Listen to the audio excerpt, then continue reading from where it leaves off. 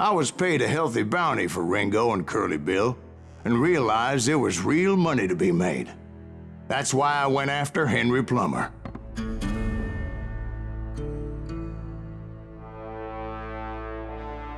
Now, wasn't he the sheriff who augmented his income by shaking down miners and robbing gold shipments? That's the one. Oh yeah, I remember him. He ran that gang of thieving outlaws called the Innocents. So it's true that you went toe-to-toe with him? Indeed I did, son. Indeed I did.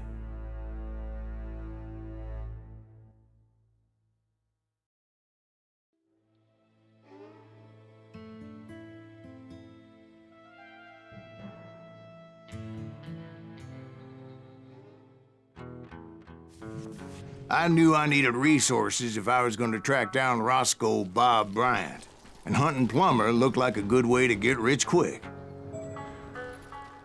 As the local vigilantes exposed him as the leader of the bandits, and put a generous price on his head. Plummer rallied his gang to plunder one last gold mine before making their escape, and that's where I thought I'd find him.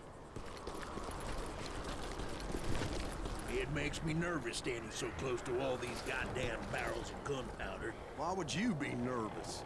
No one has the cojones to come after us. As my late father pointed out to me more than once, God made men, and Samuel Colt made them equal.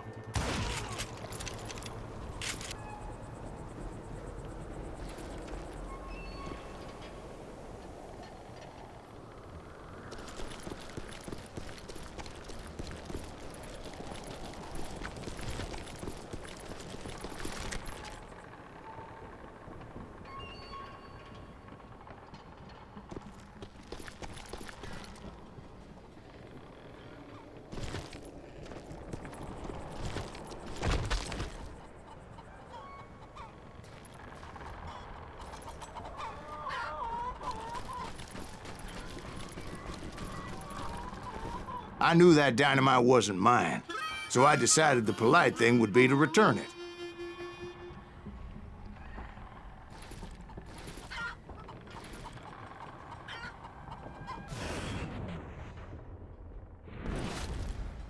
It was the biggest gold rush since Sutter's Mill in '48.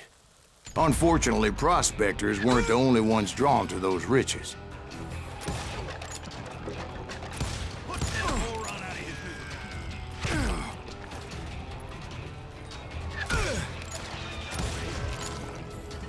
There were thieves and killers, robbing travelers and hijacking gold shipments.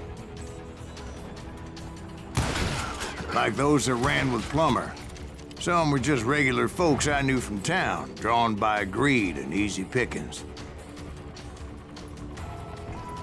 Charlie Crow, the blacksmith. James, who worked in the stable. Sam and Jeremiah Barber, the butcher's sons. Ordinary citizens who lived a double life. Stealing and thieving and murdering their neighbors. You can't beat the innocent.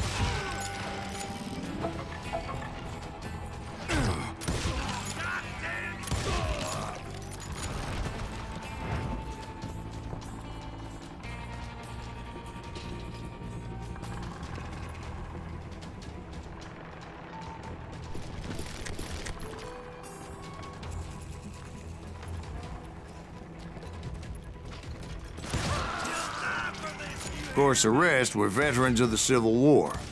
Stone-cold killers trained on the bloody fields of Shiloh and Antietam. Dangerous, desperate individuals. Plummer had a lot of men on his payroll. A hell of a lot. That son of a bitch pretended to protect the public with one hand while stealing them blind with the other. He set up a defensive perimeter which I had no idea how to breach.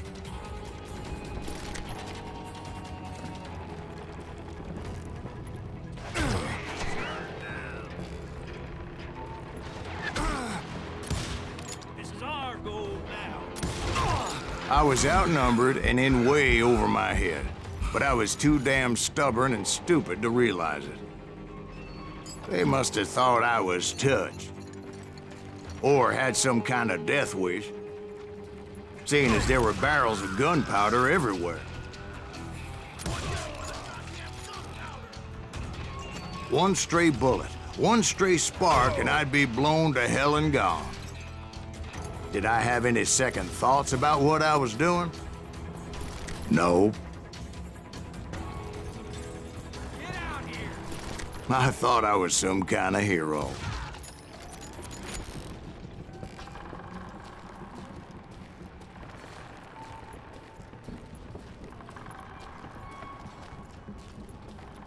I finally made it past and headed on to meet my destiny.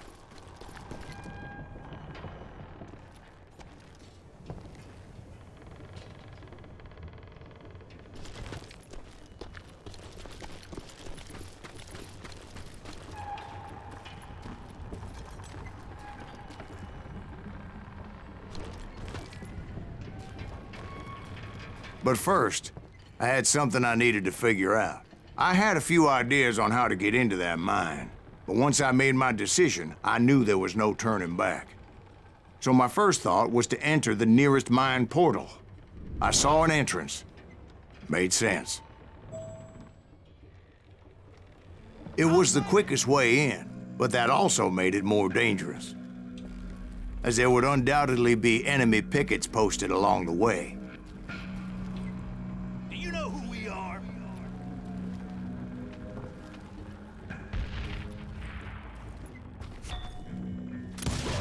You're really pissing me off.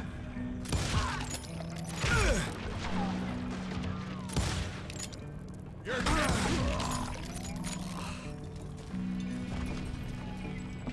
come out, you yellow bastard!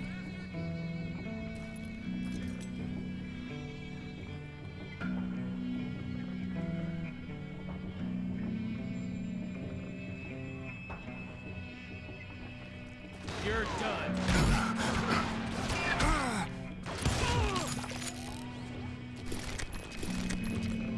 Besides, once you enter a mine like that, it's easy to get all turned around. And that confusing maze of corridors wouldn't even be the worst of it. Some of those shafts could be as deep as hell.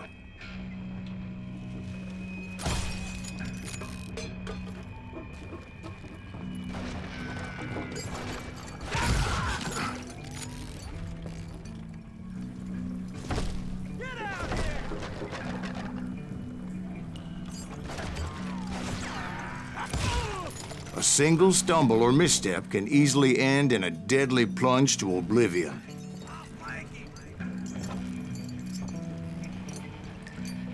Time to blow your shit up.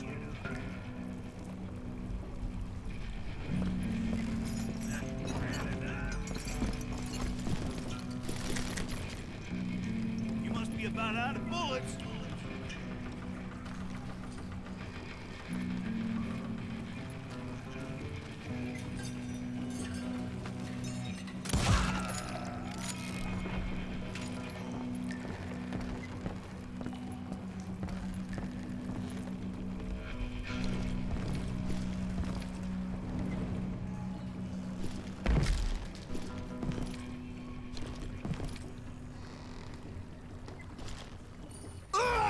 This is why I do not like heights.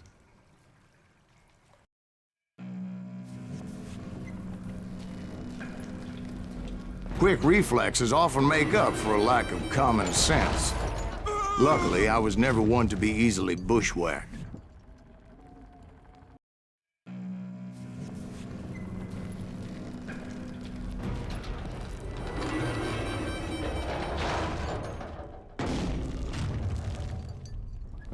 I would just need to be careful not to blow myself to Kingdom Come.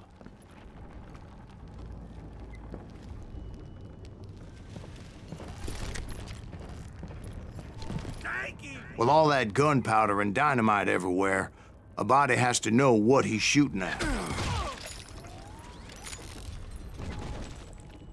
on out, you yellow bastard!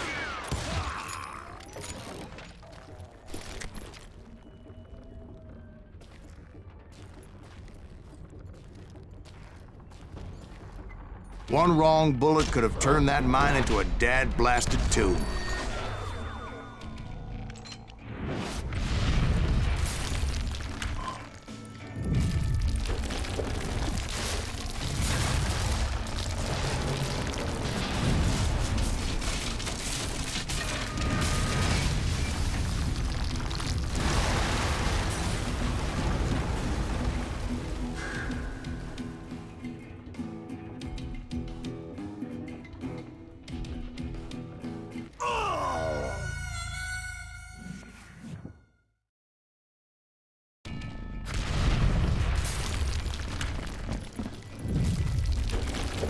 I freely admit that my plan of attack was not just moronic, but clearly insane.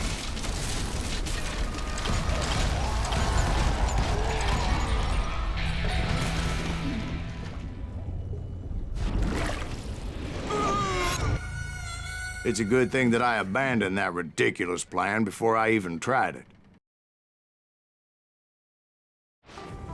Instead, I spotted a ladder, a way into the mine from the opposite side.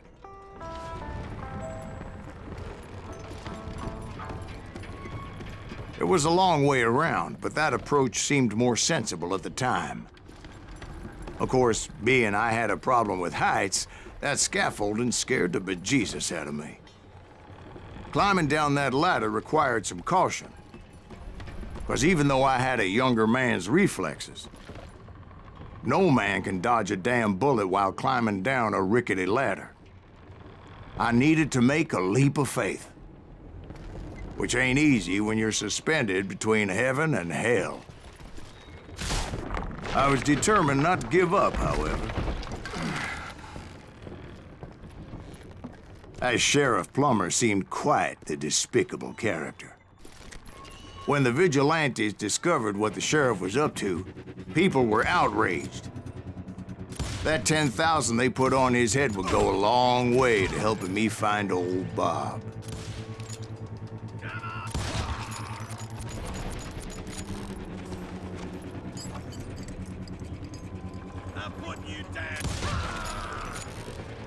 And I had made it my mission to settle that score come hell or high water.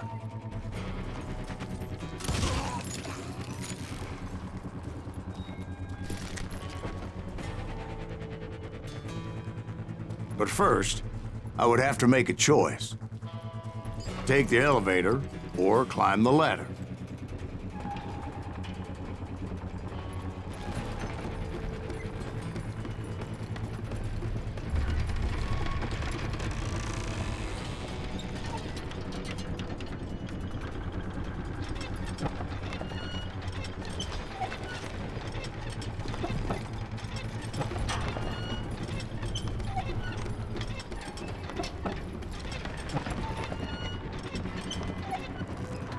I wanted to use the element of surprise.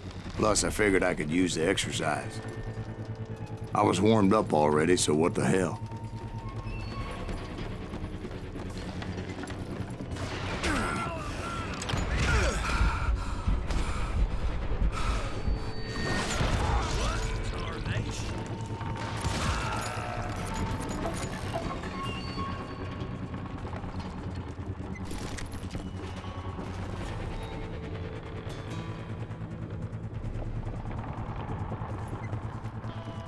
Plummer was a mad dog killer, and the people of Nevada City deserved better. Nevada City? Well, I thought Plummer met his maker in Bannock, Montana. Right, well, he was the sheriff of both places at one time or another, but that's neither here nor there. The point was, taking him down would save a lot of lives, including my own.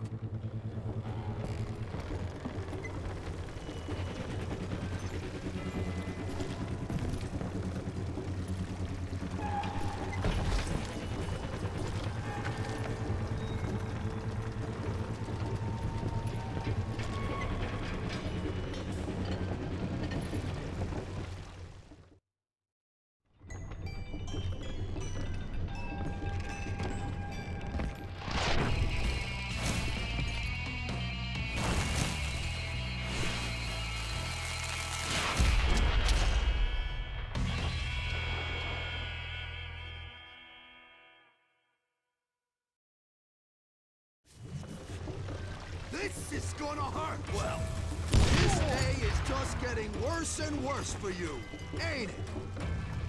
Henry Plummer was clearly unhinged, and I could see right away that this was gonna take some doing.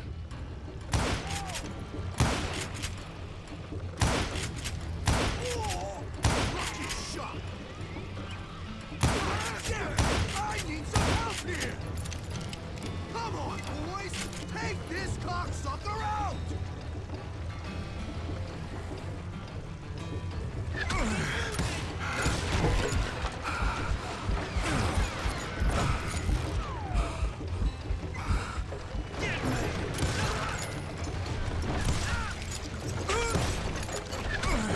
Just getting started.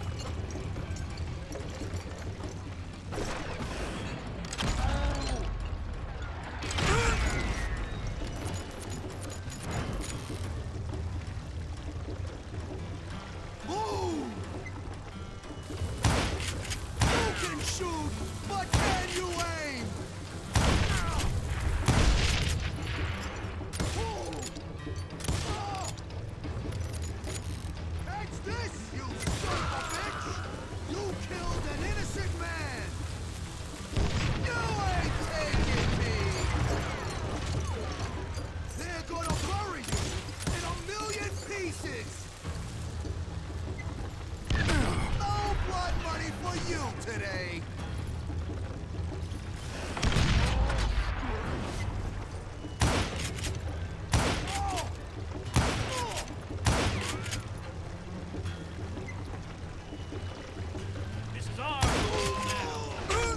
So that's how Henry Plummer died. Him and his crew were worth their weight in gold. And now, I was officially a bounty hunter.